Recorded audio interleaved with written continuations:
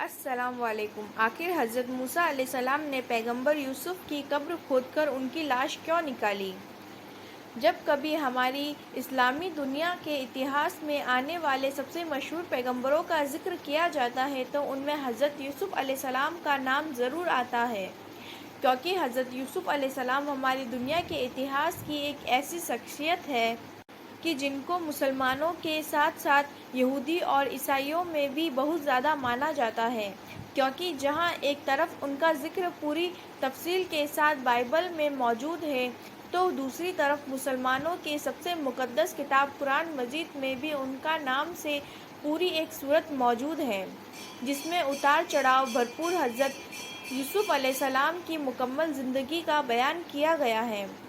اب مسلمانوں اور دوسری قوموں کے درمیان حضرت یوسف علیہ السلام کے سلسلوں میں فرق صرف اتنا سا ہے کہ ہم مسلمان تو ان کو حضرت یوسف علیہ السلام کے نام سے جانتے ہیں، مگر انگلش کنٹریز میں رہنے والے لگ بھگ سارے کے سارے لوگ ان کو یوسف کی جگہ جوزس کے نام سے پکارتے ہیں۔ حضرت یوسف علیہ السلام کی قبر کے بارے میں حضرت یوسف علیہ السلام کی قبر سے متعلق اتہاس کی کتابوں میں کچھ ایسی حیران کر دینے والی باتیں موجود ہیں کہ جن کو سن کر آپ بھی حیران رہ جائیں گے۔ حضرت یوسف علیہ السلام کی زندگی کے بارے میں بچپن سے ہی حضرت یوسف علیہ السلام کے اوپر نبی ہونے کا آثار ظاہر ہونے لگے تھے۔ ایک دن حضرت یوسف علیہ السلام نے خواب دیکھا کہ سورج، چاند اور 11 ستارے ان کے سجدہ کر رہے ہیں، تو انہوں نے فوراً آ کر اپنے والد حضرت یعقوب علیہ السلام سے یہ خواب بیان کیا، جس پر انہوں نے اپنے بیٹے حضرت یوسف علیہ السلام سے کہا کہ وہ اس خواب کے بارے میں کسی کو بھی کچھ نہ بتائیں، لیکن حضرت یوسف علیہ السلام بہت چھوٹے تھے، اس لیے وہ اپنے والد کی حکمت نہ سمجھ سکے، اور جا کر انہوں نے سوتیلے بھائیوں کو وہ خواب بتا دیا۔ حضرت یوسف علیہ السلام کے بھائیوں میں سے ایک نے کہا کہ خواب میں چاند، سورج اور ستاروں کا یوسف کو سجدہ کرنا، اس کا مطلب کہ سورج سے مراد ہمارے والد حضرت یعقوب علیہ السلام سے ہے، اور چاند سے مراد ہے کہ ہماری ماں، اور 11 ستارے سے مطلب ہے کہ ہم سبھی سوتیلے بھائی، تو اس کا صاف مطلب ہے کہ حضرت یوسف علیہ السلام ہم سبھی بھائیوں کی حقیر سمجھتا ہے اور ہمیں والد کی نظروں میں گرانا چاہتا ہے۔ بس اسی دن سے ان سبھی بھائیوں کے اندر حضرت یوسف علیہ السلام کی نفرت بیٹھ گئی، اور پھر ایک دن موقع پا کر وہ سبھی بھائی حضرت یوسف علیہ السلام کو دور ایک ریگستان میں لے کر گئے، اور وہاں لے جا کر ان لوگوں نے حضرت یوسف علیہ السلام کو بہت زیادہ مارا پیٹا، جس کی وجہ سے حضرت یوسف علیہ السلام کافی زخمی ہو گئے۔ ان کا ایک بھائی جو حضرت یوسف کو بڑے خنجر سے قتل کرنا چاہتا تھا، لیکن بڑے بھائی نے اسے ایسا کرنے سے روکا، اور پھر حضرت یوسف علیہ السلام کے زخموں سے خون صاف کرنے لگا۔ ساتھ ہی ساتھ اسے بڑے بھائی نے اپنے چھوٹے بھائی کو سمجھایا کہ اب یوسف کو معاف کرنے پر انہیں گھر واپس لے کر چلو، لیکن بڑے بھائی کی ایسی باتوں پر سبھی چھوٹے بھائی غصہ ہونے لگے، اور قریب تھا کہ یہ سبھی بھائی مل کر حضرت یوسف علیہ السلام کے ساتھ اس بڑے بھائی کو بھی قتل کر دیتے۔ اس لیے بڑے بھائی نے موقع غنیمت سمجھ کر کہا کہ چلو یوسف کو قتل تو نہ کرو، لیکن اسے کسی ویران کنویں میں ڈال دو۔ یہ سن کر سبھی بھائی نے حامی بھرتے ہوئے حضرت یوسف علیہ السلام کو اپنے ساتھ لیا اور دور ریگستان میں ایک گہرے و نمکین پانی کے کنویں کے پاس پہنچے۔ وہاں پہنچ کر انہوں نے پہلے تو حضرت یوسف علیہ السلام کی قمیض نکالی، اور اس کے بعد حضرت یوسف علیہ السلام کو اس کنویں میں پھینک دیا۔ پھر ان سبھی بھائیوں نے ایک بکرا ذبح کیا اور اس کے خون سے حضرت یوسف علیہ السلام کی قمیض کی پوری طرح رنگ لیا۔ پھر اسے لے کر وہ گھر پہنچے۔ گھر پہنچ کر جب ان کے والد حضرت یعقوب علیہ السلام نے اپنے بیٹوں سے پوچھا کہ آخر یوسف کہاں ہے، تو وہ سبھی لوگ گھٹنوں پر بیٹھ کر زور زور سے رونے لگے، اور پھر حضرت یعقوب علیہ السلام کو قمیض دکھاتے ہوئے کہا کہ ہم لوگ یوسف کو اپنے سامان کے پاس چھوڑ کر دور کھیلنے چلے گئے تھے، مگر شام کے وقت جب ہم سامان کے پاس واپس لوٹے تو دیکھا کہ میرے بھائی یوسف کو تو بھیڑیوں نے کھا لیا۔ یہ سن کر حضرت یعقوب علیہ السلام روتے ہوئے وہ قمیص لے کر اپنے کمرے میں چلے گئے،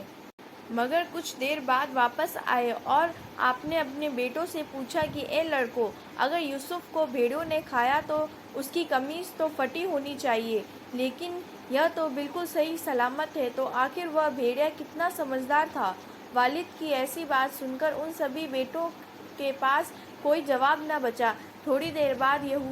یہودا کے ایک کہا کہ اس بات پر تو ہم لوگ بھی حیران ہیں کہ آخر اس کی قمیص کیوں نہیں پھٹی۔ حضرت یعقوب علیہ السلام سمجھ چکے تھے کہ میرے لڑکے مجھے دھوکہ دے رہے ہیں، اس لیے کہا کہ اے میرا بچوں، توبہ کر لو، کیونکہ ہمارا خدا سب کچھ جانتا ہے۔ اس کے بعد ایک لمبے وقت تک حضرت یعقوب علیہ السلام اپنے سبھی لڑکوں سے ناراض رہے۔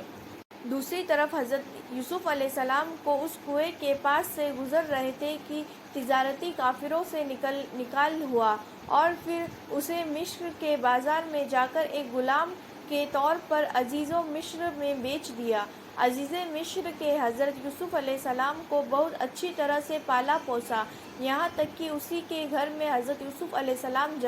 جوان ہوئے۔ حضرت یوسف علیہ السلام کو اللہ نے دنیا میں کی آدھی خوبصورتی عطا فرمائی تھی، اس لیے وہ بھی انہیں دیکھا تو حیران رہ جاتا۔ عزیز مصر کی ایک بیوی تھی کہ جس کا نام زلیخا تھا۔ وہ حضرت یوسف علیہ السلام کی خوبصورتی دیکھ کر ان کے عشق میں گرفتار ہو گئی، اور پھر اس نے ایک دن موقع پا کر حضرت یوسف علیہ السلام کو اپنے کمرے میں بلایا اور اپنی پوری خواہش کا اظہار کیا۔ زلیخا چاہتی تھی کہ حضرت یوسف علیہ السلام اس کے ساتھ لیٹ کر غلط کام کریں، لیکن حضرت یوسف علیہ السلام نے اس کام سے انکار کر دیا۔ تو زلیخا نے حضرت یوسف علیہ السلام کے ساتھ زبردستی کرنے کی کوشش کی، تو حضرت یوسف علیہ السلام جلدی سے دروازے کی طرف بھاگے۔ ایک بعد ایک لگاتار 7 دروازے کھلتے چلے گئے۔ جب آخری دروازے پر پہنچے تو سامنے زلیخا کا شوہر عزیز مصر کھڑا تھا۔ شوہر کو دیکھ کر زلیخا نے بڑی چالاکی کے ساتھ سارا الزام حضرت یوسف علیہ السلام پر ڈالتے ہوئے کہا کہ اے میرے شوہر، تیرے گھر میں رہ کر جو تیری بیوی کے ساتھ گناہ کا ارادہ کرے تو اسے غلام کو یا تو جیل میں ڈالا جائے یا سخت سزا دی جائے۔ لیکن حضرت یوسف علیہ السلام نے فوراً عزیز مصر سے کہا کہ اے بادشاہ سلامت، معاملہ اس کا بالکل الٹا ہے، کیونکہ یہ خود ہی اپنا مطلب پورا کرنے کے لیے مجھ کو پھسلایا کرتی تھی۔ ایسے موقع پر زلیخا نے خاندان کے ایک دودھ پیتے بچے حضرت یوسف علیہ السلام کے حق میں گواہی دیتے ہوئے کہا کہ اے بادشاہ، اگر یوسف کی قمیص آگے سے پھٹی ہے تو زلیخا سچی ہے، اور اگر یوسف کی قمیص پیچھے سے پھٹی ہے تو یوسف سچے ہیں۔ پھر جب حضرت یوسف علیہ السلام کی قمیص دیکھی گئی تو پیچھے سے پھٹی تھی، مگر اس کے باوجود بھی حضرت یوسف علیہ السلام کو جیل میں ڈال دیا گیا، اور اس لیے کیا گیا تھا کہ کیونکہ عزیز مصر پورے شہر میں اپنی عزت کو برقرار رکھنا چاہتا تھا۔ اس کو لگتا تھا کہ اگر لوگوں کو پتہ چل گیا تو اس کی بیوی نے ایسا کیا ہے تو پورے شہر میں اس کی عزت مٹی میں مل جائے گی۔ لیکن اس کے بعد بھی دنیا نے دیکھا کہ کس طرح اللہ نے دھیرے دھیرے وقت کو بدلا، اور حضرت یوسف علیہ السلام جو کہ بچپن سے ہی ایک غلام کے طور پر بکتے چلے گئے تھے، انہوں نے اللہ کے مصر کا بادشاہ بنا دیا۔ مصر کا بادشاہ بننے کے بعد حضرت یوسف علیہ السلام کی ملاقات اپنے بھائیوں سے ہوئی تھی، جو کہ